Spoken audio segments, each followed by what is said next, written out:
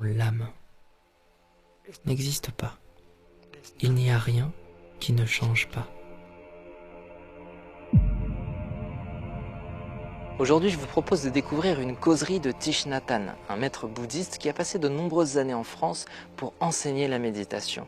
Et dans cette vidéo, il aborde un sujet qui est souvent mal compris du grand public, la vacuité. Alors pour faire simple, on pourrait dire que c'est le vide. Mais c'est pas tout à fait ça. Et nous, on se retrouve juste après pour une petite infusion de connaissances pratiques. A tout de suite.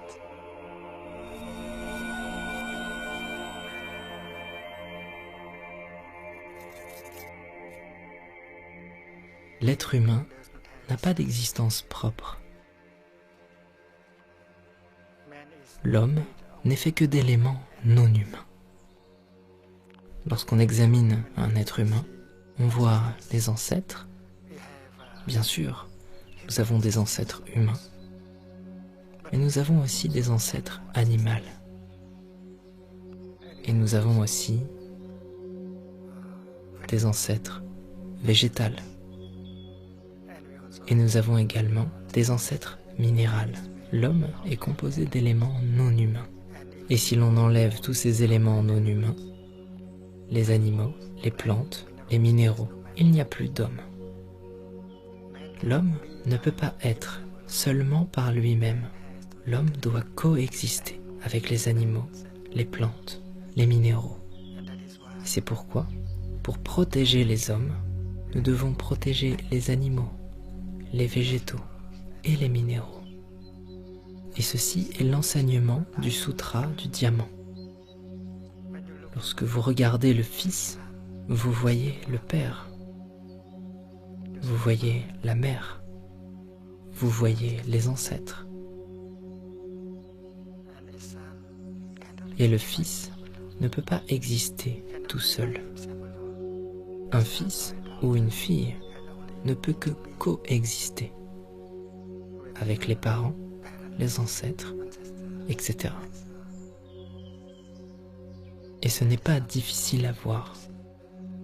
Et vous voyez, en tant que biologiste, vous pouvez regarder le corps d'une personne. Et vous voyez que la personne est la continuité de ses parents. Toutes les cellules, tous les gènes ont été transmis par de nombreuses générations d'ancêtres. Et si le fils est fâché contre son père, il y a quelque chose qui ne va pas. Il y a des jeunes hommes qui sont furieux contre leur père, si énervés contre leur père, qu'ils osent déclarer comme ça, cette personne, je ne veux plus avoir quoi que ce soit à faire avec elle. C'est un non-sens. Parce que votre père est dans chaque cellule de votre corps. Et vous ne pouvez pas retirer votre père ou le mettre en dehors de vous. Le fait est que vous êtes la continuité de votre père. Et vous êtes votre père. Vous ne pouvez pas le chasser hors de vous. Vous n'avez pas d'existence privée, séparée. Le soi,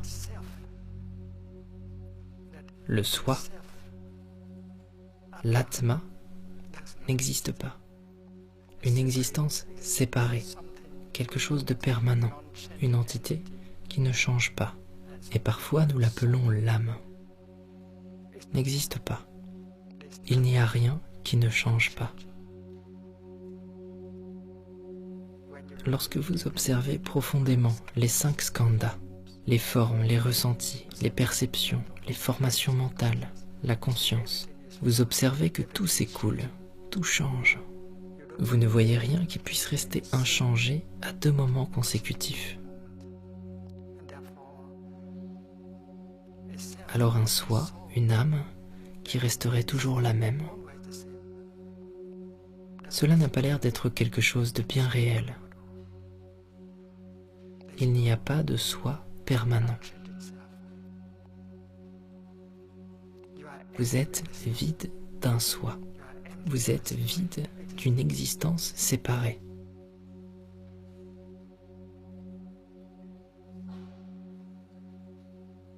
Et les neurosciences peuvent nous aider aussi. Lorsque nous regardons à l'intérieur du cerveau, nous voyons beaucoup de neurones et ils sont connectés ensemble. Ils s'allument, ils échangent des informations. À chaque instant.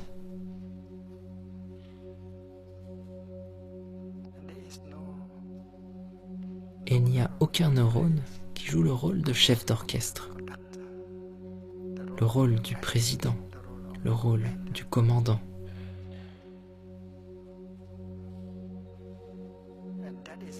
Il y a une communauté de cellules qui opère comme un orchestre symphonique, mais il n'y a pas de chef d'orchestre. Et c'est ce que les neurosciences ont découvert. Il n'y a pas de meneur, il y a une symphonie.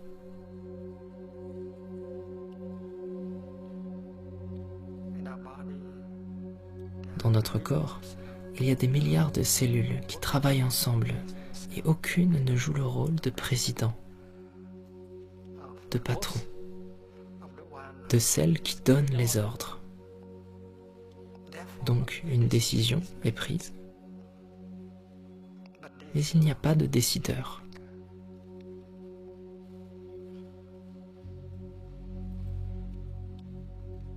Une décision est prise, mais il n'y a pas de décideur en dehors de la décision. Il y a un ressenti qui prend place, mais il n'y a personne pour ressentir. Il y a une perception qui apparaît, mais il n'y a pas d'observateur existant. En dehors de la perception. C'est très intéressant. Je pense que les pratiquants de méditation et les scientifiques pourraient travailler ensemble et découvrir ensemble. Je pense que les sciences modernes, ont trouvé la vérité de l'absence de soi. Supposons que vous parliez du vent et que vous dites que le vent souffle. Cela donne l'impression qu'il y a le vent qui accomplit l'action de souffler. Mais c'est assez drôle de dire que le vent souffle, parce que si ça ne souffle pas, c'est qu'il n'y a pas de vent.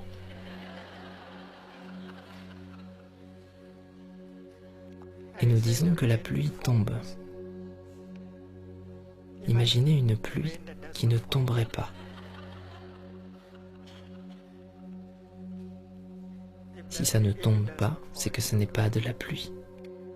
Alors vous pouvez dire qu'il y a de la pluie, mais vous ne trouverez pas de pleureur. Vous ne pourrez pas trouver de pleureur.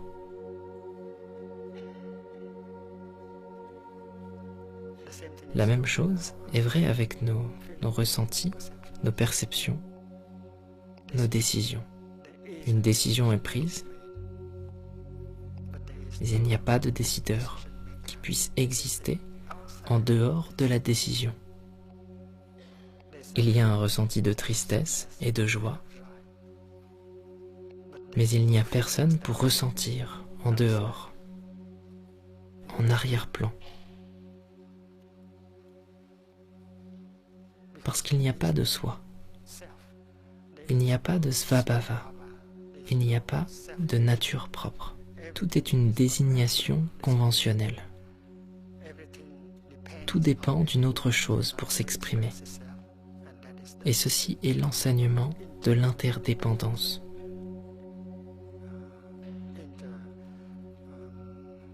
De l'interconnexion. Vous ne pouvez pas exister par vous-même.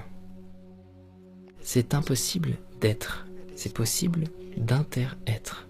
Mais c'est impossible d'être.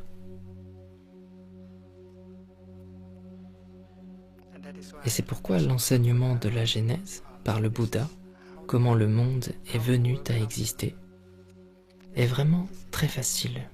C'est très simple. C'est parce que c'est. Ce n'est pas parce que ce n'est pas. Tout est connecté à quelque chose d'autre.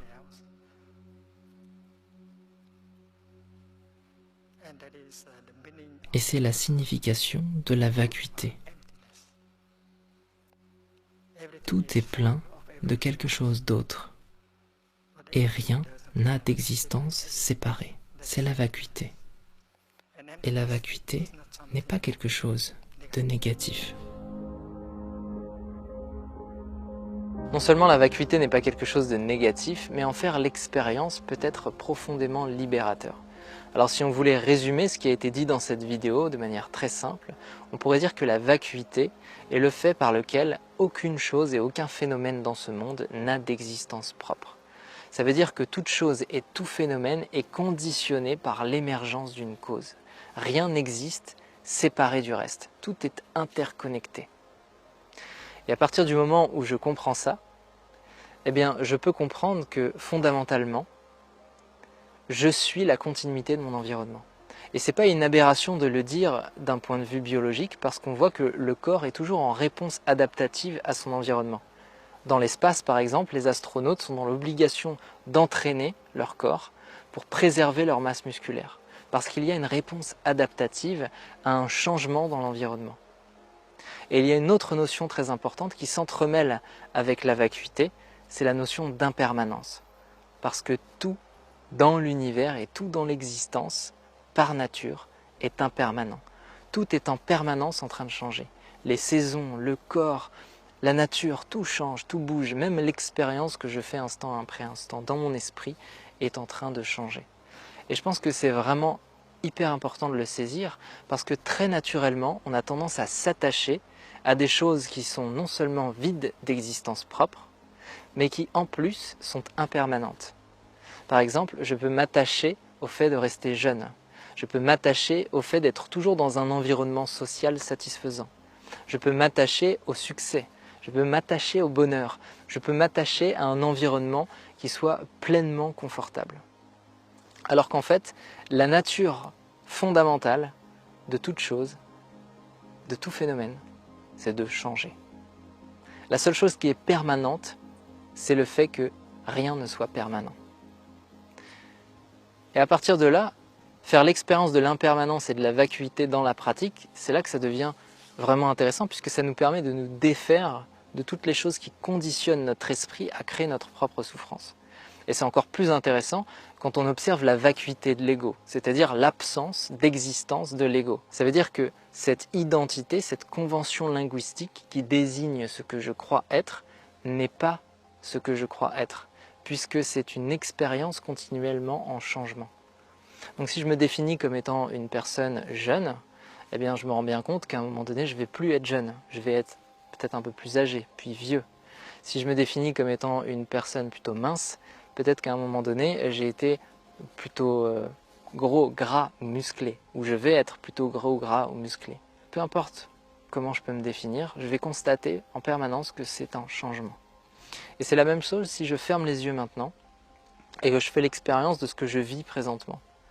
Je vais observer des pensées, je vais observer des sensations, je vais observer des émotions, et je vais constater instant après instant, que tout ça est en train de changer, que je ne suis rien de tout ça, que tout est un mouvement permanent. Et si je me concentre sur une pensée, je peux essayer de revenir à l'origine d'une pensée et de me demander qui pense. Et je vais observer par exemple si je pense j'ai chaud ou j'ai froid. Il n'y a personne dans mon esprit qui dit j'ai chaud ou j'ai froid. Il y a simplement l'expérience pure de la pensée. J'ai chaud. J'ai chaud. Donc ça veut dire que le je n'existe pas. Il y a simplement le j'ai chaud. Il y a simplement l'expérience de cette pensée. Ensuite, si j'ai une émotion, par exemple, je me sens calme, je ressens de la joie, il n'y a personne qui ressent de la joie. Il y a simplement la conscience qui est joie. Il y a une expérience vécue, cette expérience c'est la joie. Si je ressens une sensation, je constate que la sensation est l'expérience. Et que instant après instant, la conscience est changeante. C'est-à-dire qu'elle fait l'expérience de différents états. À un moment donné, ça va être une pensée, à un moment donné, ça va être une impression, à un moment donné, ça va être une sensation, à un moment donné, ça va être un désir, une envie, et tout ça, ça change. Donc si je dis moi, qu'est-ce que moi? C'est la pensée, c'est la sensation, c'est quoi? La seule chose que je reconnais, c'est la continuité d'une expérience changeante. La continuité d'un flot de conscience qui fait une expérience différente instant après instant. Et à partir du moment où je me pose de manière contemplative dans l'espace autour de moi, dans la nature, tout ce qui devient l'objet de ma perception, de mon attention, peut devenir moi. Je peux faire l'expérience du contact avec tout ce qui est autour de moi, si bien qu'à un moment donné, je perds la notion de moi, parce que cette notion est une convention psychologique, linguistique, qui n'a aucun sens d'un point de vue purement expérientiel. Mais comme ce processus d'identification au monde est extrêmement rapide et qu'on est profondément conditionné pour se reconnaître en tant que personne, on finit par oublier que si on se pose de manière attentive et qu'on va vraiment honnêtement et objectivement dans cette investigation de recherche pour savoir ce que je suis, eh bien je vais constater qu'il n'y a pas de moi. Il n'y a qu'un flot continuel d'expérience. Un flot de conscience, en permanence en train de changer et vide d'existence propre. Parce qu'il est en interaction avec le reste du monde. Donc ça veut dire que de manière très pratique, dans le quotidien, je peux cesser de m'attacher à des choses qui sont fondamentalement vides de sens, qui sont vides d'existence propre et qui sont impermanentes. Parce qu'on peut dire que oui, c'est vide de sens que de s'attacher à quelque chose qui va changer et qui, fondamentalement, est vide d'existence propre. Et c'est beau en fait. Au final, c'est beau. Parce que je peux faire l'expérience en moi de quelque chose de serein et de calme. Avec la pratique, petit à petit, plus je vais entraîner mon esprit à revenir à l'origine de ce qui est vécu, plus je vais éprouver une sensation d'équanimité. Je ne vais plus être ballotté, maîtrisé, dominé par des pensées qui vont s'orienter vers ce qui est agréable et qui vont rejeter ce qui est désagréable, pour me retrouver dans un état dans lequel l'agréable et le désagréable sont à peu près sur la même balance. Et je me retrouve dans cet espace d'équanimité, de sérénité, dans lequel je n'ai plus d'aversion ni d'avidité, et je suis parfaitement stable, ancré dans le flot continuel de l'existence. Plutôt qu'être comme un chêne qui pourrait rompre parce qu'il ne veut pas s'adapter, je suis comme un roseau et je me courbe en suivant le flot du vent, le flot de l'eau, etc. C'est comme si on était dans un espace qui est un espace de mouvement et que nous sommes une réponse adaptative à cet environnement. Et nous sommes la continuité de cet environnement. En même temps, on peut étendre ça à l'écologie et à nos relations et à tout ce qu'on vit. On sait sur le plan des neurosciences que à partir du moment où je ressens une émotion, il faut que quelques instants, quelques secondes, quelques millièmes de secondes pour qu'une personne rentre en empathie avec cette émotion. Si je suis stressé, si je suis en colère, je me mets à table devant des gens qui sont joyeux, tout le monde va dire « il fait la gueule lui ». Ils vont se rendre compte immédiatement. Parce qu'on est la continuité de l'environnement, on est tous connectés ensemble. Des fois tu rentres dans un lieu, tu dis « ah, il y a une mauvaise énergie ici ». Mais il y a des personnes en fait qui sont dans des états émotionnels qui véhiculent cette énergie et tu le ressens.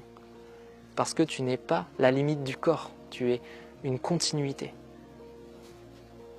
Et je pense que ça c'est très intéressant à intégrer dans sa philosophie et surtout à intégrer dans sa pratique au quotidien.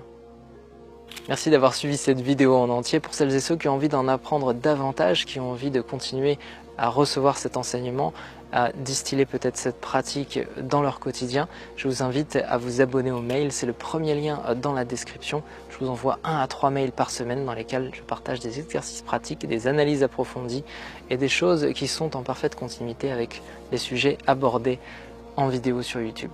Je vous souhaite à tous une excellente journée et quand la vidéo est terminée, je disparais.